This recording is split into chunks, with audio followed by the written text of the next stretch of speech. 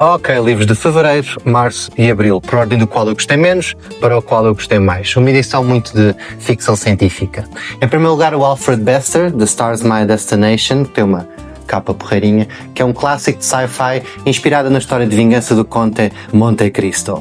Tem temas interessantes e precursores no cyberpunk, como megacorporações megalomaníacas, teletransporte, alterações cibernéticas e modificações corporais, e um toque psicadélico mais lá para o final. Mas reconhecida a influência, não achei nada por aí além. O ritmo é bastante acelerado, ao ponto de não deixar a situação assentar. Numa parte ele é preso e escapa tipo no espaço de 20 páginas.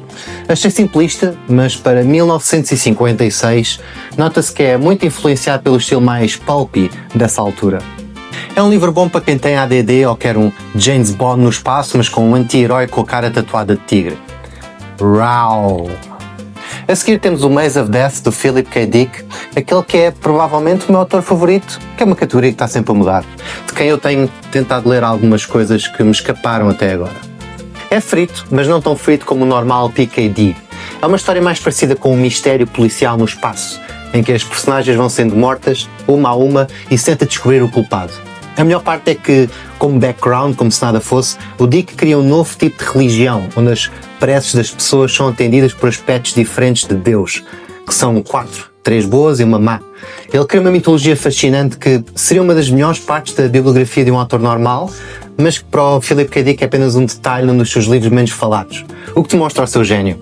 Há um planeta cheio de criaturas surrealistas, uns globos gelatinosos, umas fotocopiadoras e insetos com câmaras e uma torre misteriosa. Mas sem stress, tudo faz sentido no final. Eu acho que é uma boa obra de entrada para o Philip K. Dick.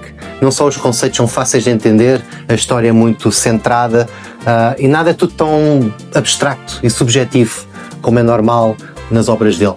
Apesar de tudo o que eu disse anteriormente. E tem um mosquito cibernético na capa. Como não adorar? A seguir temos a história mística do mundo de Jonathan Black, como os deuses, anjos, místicos e seres superiores fizeram o nosso mundo. Já agora dizer mundo 2 vezes, como é que é? Tu és um escritor, por amor de Deus. Que é a entrada de não ficção deste coletivo, para variar um bocadinho. Logo à partida, este bichinho aqui não é tão cativante como a história secreta do mundo, também, do Jonathan Black, que para mim é das melhores introduções para o mundo do esotérico e do oculto, no sentido original da palavra. Contudo, este aqui também vale a pena. Enquanto que na história secreta do mundo ela é vista pelos ensinamentos das sociedades secretas, aqui vemos a história do mundo e do universo pelos olhos da mitologia.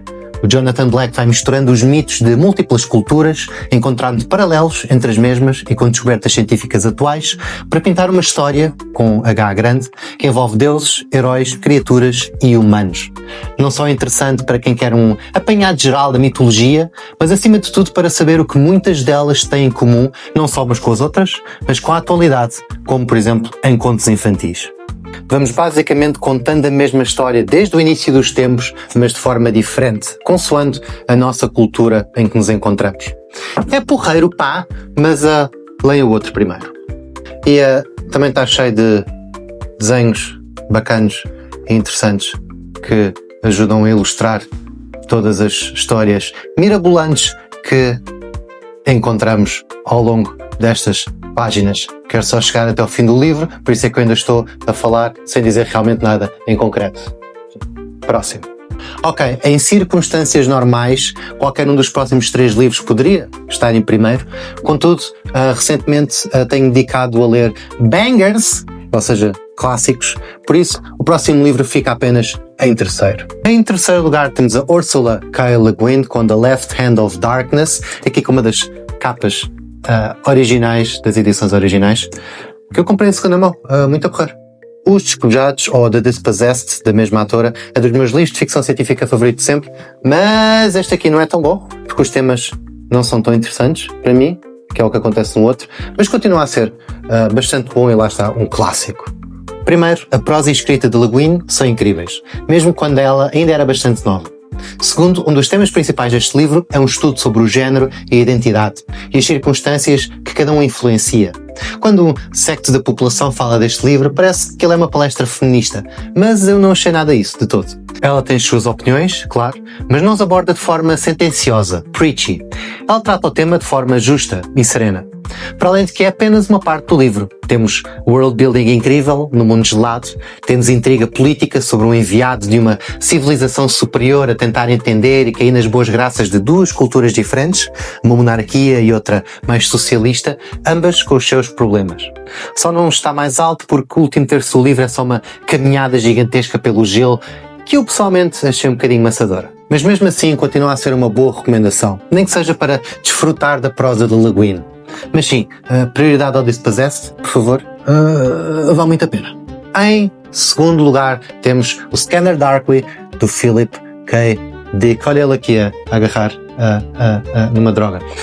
Entre estes e o primeiro lugar era basicamente um sorteio e sim, perturba-me um bocado ter o Philip K. Dick 2 vezes na minha lista e nenhuma delas em primeiro. Que hipocrisia é esta? Eu pensei que ele era o teu autor favorito. Mas sim, continua a ser um livro excelente e é fácil de ver pelo qual é dos mais falados do autor.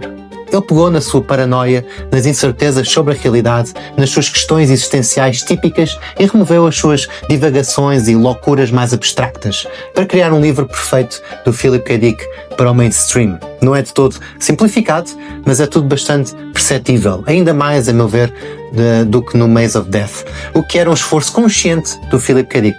Não fosse, afinal, este livro um tributo aos seus antigos amigos toxicodependentes. Volta e meia surge aquela sua típica insanidade na névoa paranoica das personagens sobre o efeito da droga psicadélica, mas rapidamente regressamos à questão principal do livro. A mente de alguém que, devido ao seu consumo, se divide. O janado e o detetive que o investiga. Se investiga a si mesmo. Pelo meio abordamos também uma clássica conspiração que une o governo, as autoridades e as companhias que criam a substância D para controlar a população. Nada é o que parece e é exatamente isso que queremos com o Felipe.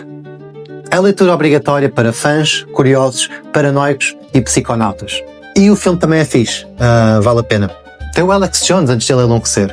Em último lugar e consequentemente primeiro lugar temos o Iain M. Banks com Use of Weapons, que é o terceiro livro da Culture Series, depois de o Consider Phlebas e depois do Player of Games, que também é excelente. O Use of Weapons é considerado o melhor livro da série e é fácil de perceber a razão. Primeiro, o conceito da cultura é aqui definido melhor que nunca. Uma civilização ultra desenvolvida, utópica e anarquista, verdadeiramente anarquista, que contacta e convence outras menos desenvolvidas a juntar-se à mesma. A questão fulcral em toda a saga é, obviamente, se a moral que esta sociedade, que é categoricamente superior em todos os aspectos, se intrometa no natural progresso das restantes. Para além disso, este livro em específico tem bastante ação, quase podendo ser considerado ficção científica militar, ao acompanharmos um mercenário e uma agente da cultura a tentar pôr fim a um conflito. Parte da narrativa é contada no presente de forma regular, mas a outra é contada de forma cronologicamente inversa, enquanto vamos sabendo mais sobre as origens do mercenário. Há partes pesadíssimas e partes hilariantes, tal como a guerra e a vida, principalmente quando se contrastam as diferentes culturas. E quando sentes que conheces o tal mercenário, uma nova revelação sobre este te leva a considerá-lo de forma radicalmente diferente.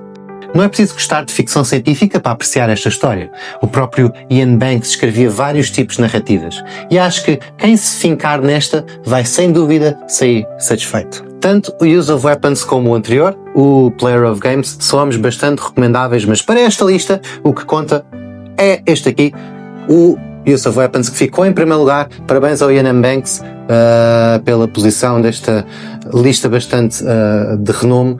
E pronto, é tudo. Obrigado pela atenção e tchau!